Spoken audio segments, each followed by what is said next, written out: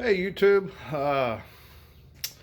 finally get a chance to get back out here and get in the garage. It's been a couple weeks. I wanted to get out here long before now, but I threw my back out. I was laid up for about a week. Went to the chiropractor half a dozen times, but he finally got me sorted out. And the first day I got back out into my garage, I got a call from my wife from inside the house. Had to take my oldest daughter to the ER. Her appendix ruptured.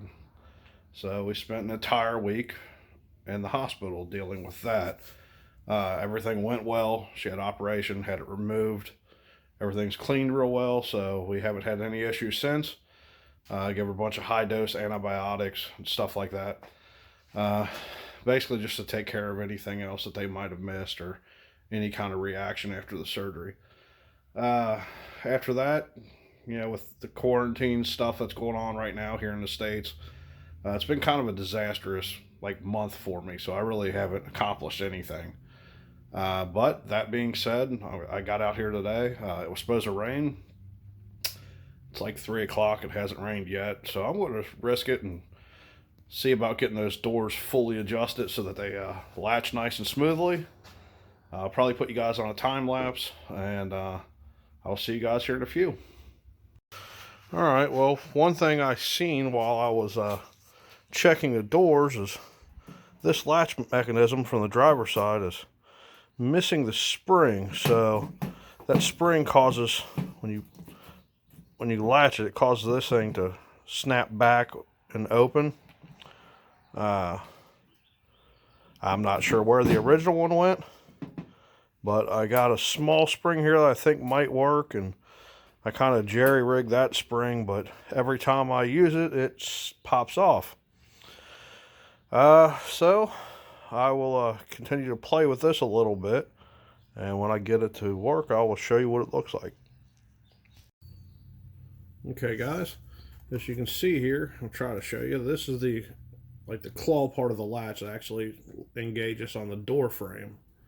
This is the release mechanism for this latch.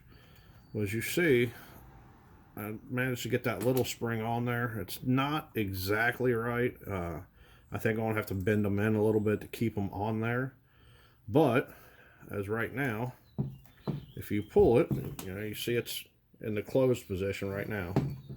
So when you pull this, it allows that mechanism to go and pop, which that opens your bear claw latch. Now, when you close the latch, that spring keeps tension on it.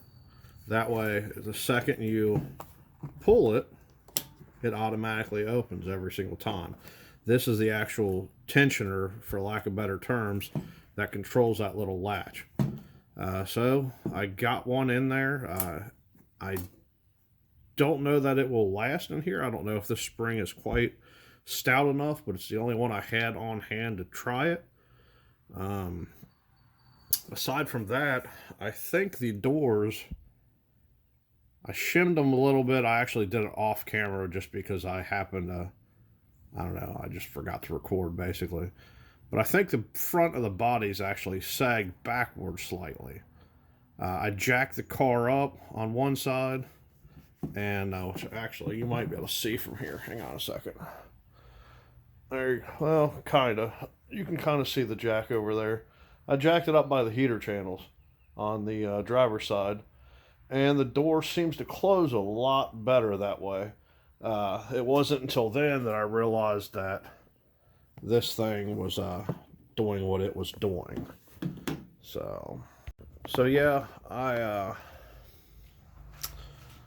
I'm thinking the reason why the doors aren't closing 100%, they're kind of rubbing along the bottom, and it's kind of, you got to kind of lift up slightly to pull them closed all the way. But I think it might actually be from the body sagging a little bit.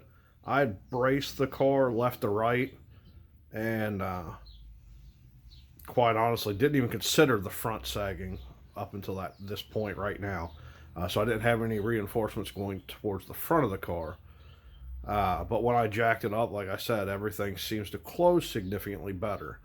I think what I'm going to do is jack the car up with a piece of angle iron on the underside right below where the door sill is, on the bottom side there.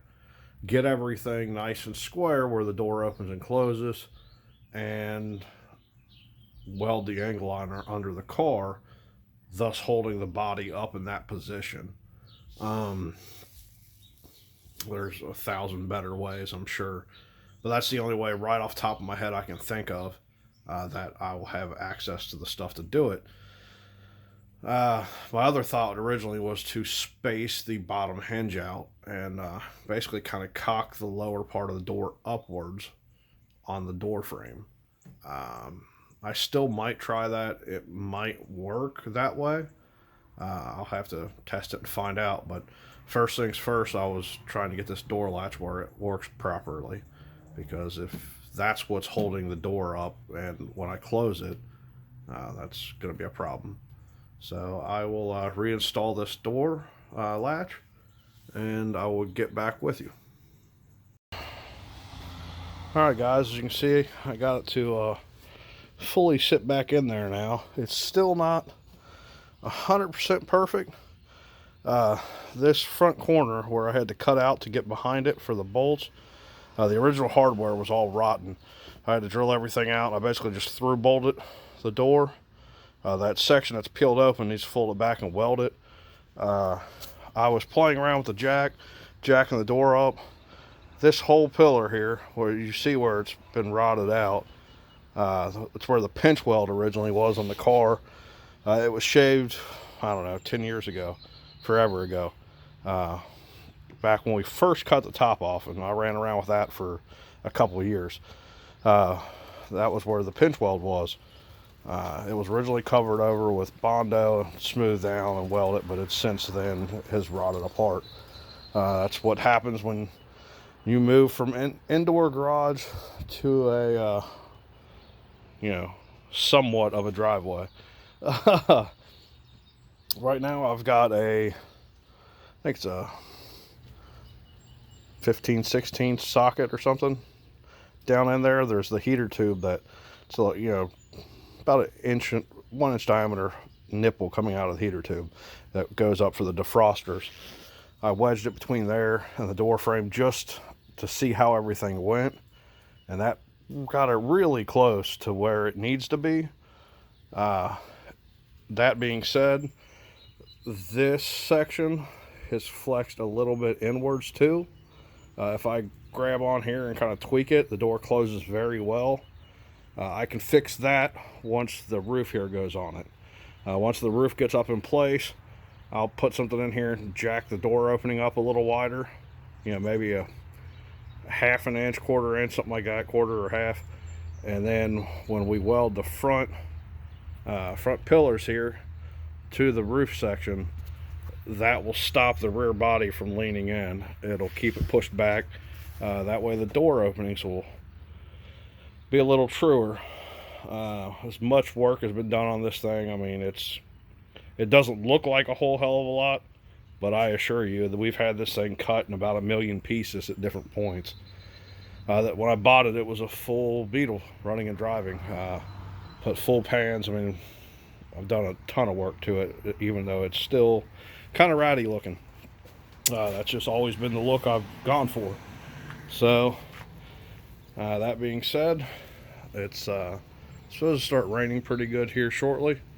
In fact, I just had a severe thunderstorm warning come across my phone. So I think I'm going to close this up for the night.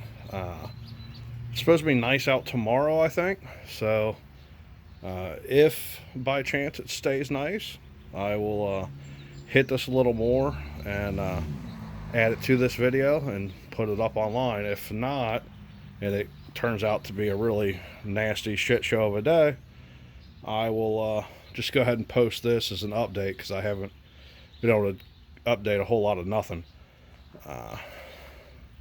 So we'll see how it goes. Hey guys, I'm back out here this morning. I'm going to try to set the camera up so you guys can kind of see the flex on the front of the body. If I put a jack under the door and raise that jack up, the whole, I guess, A pillar down low flexes. I'm sure part of that's because I had to cut it open to get the hardware in, because the original hardware was rotten and wouldn't take anything. While they were giant rivets, I had to drill them out. And but tapping it, there's like a plate inside, and it kept moving. It wouldn't tap. It just bound up and broke a couple taps, and I finally said, "F it." So let me get the camera set up, and I will try to show you this flex that I'm talking about. So give me a few minutes. All right, guys, I've got the jack set up here underneath the door, but if you watch right back here, when I jack this up, it flexes a pretty good amount. So I'm going to have to raise this up to a certain point and then stiffen that up back in there.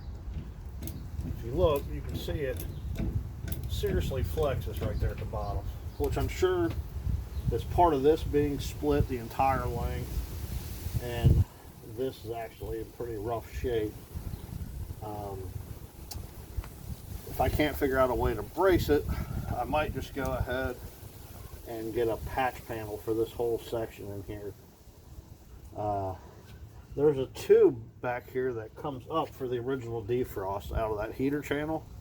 The heater channels are new, and that tube is very solid. I'm thinking about cutting these down a little bit so I can get back in there better, but putting a piece of flat stock in there off of that tube and jack the door up, slide that thing in there, lock it in, flex the door, see how everything closes, and if it closes correctly, go back in there and weld all that together. Then that'll keep the door to right position. I'll be able to take this and fold it back over. So I'm going to do a little playing, see what sizes I can get back in there, and I'll probably do a little time lapse for you if I can figure it out. It would figure that a train would come right by.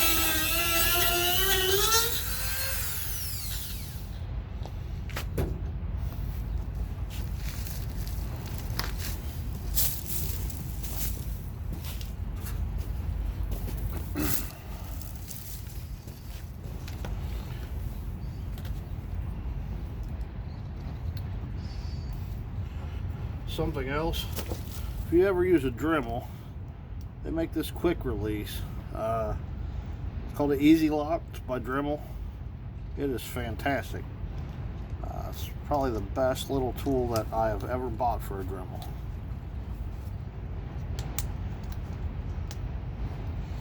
See, it kind of locks it in place. Pretty decent.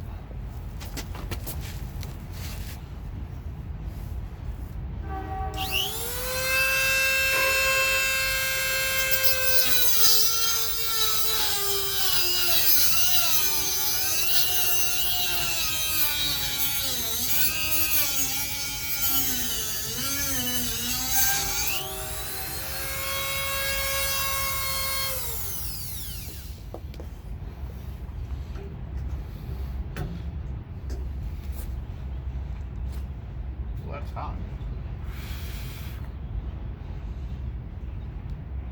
Okay.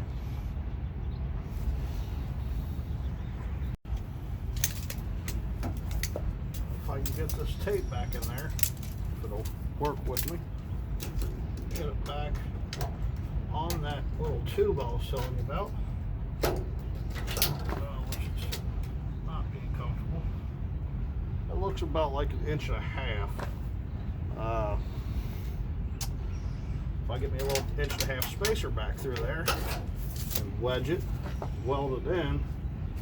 I think that will take care of the problem with this flexing. And then, I mean, obviously I still got to straighten this body panel right back up, but that's something that can be done after the roof goes on. So let me go see what I got metal wise.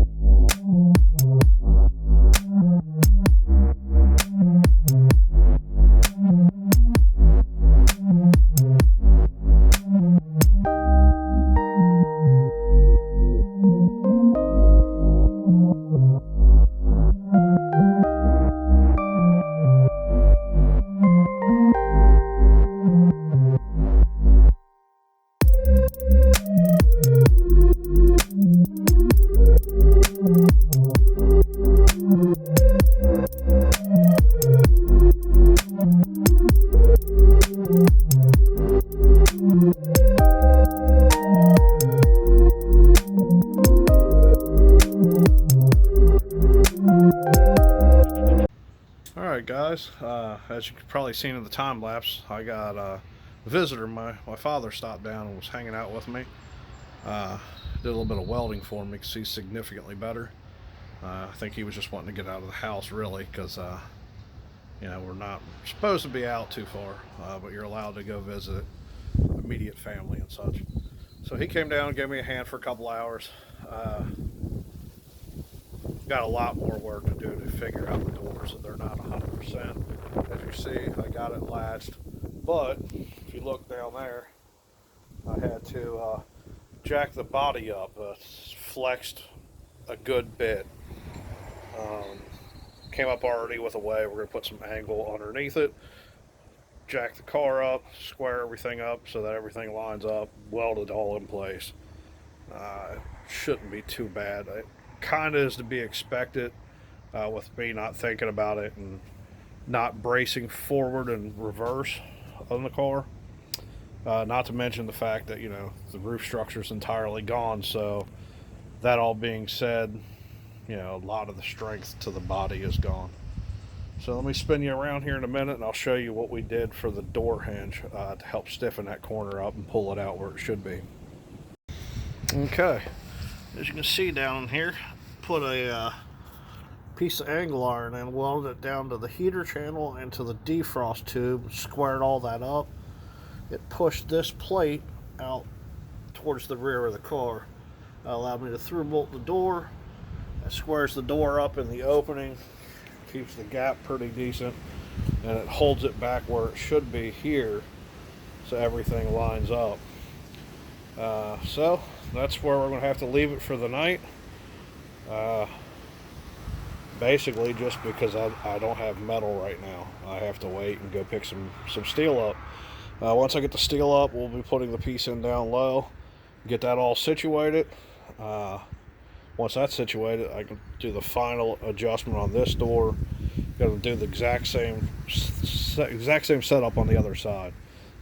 Similar down here on the other side. That way everything's nice and stiff and it won't go anywhere.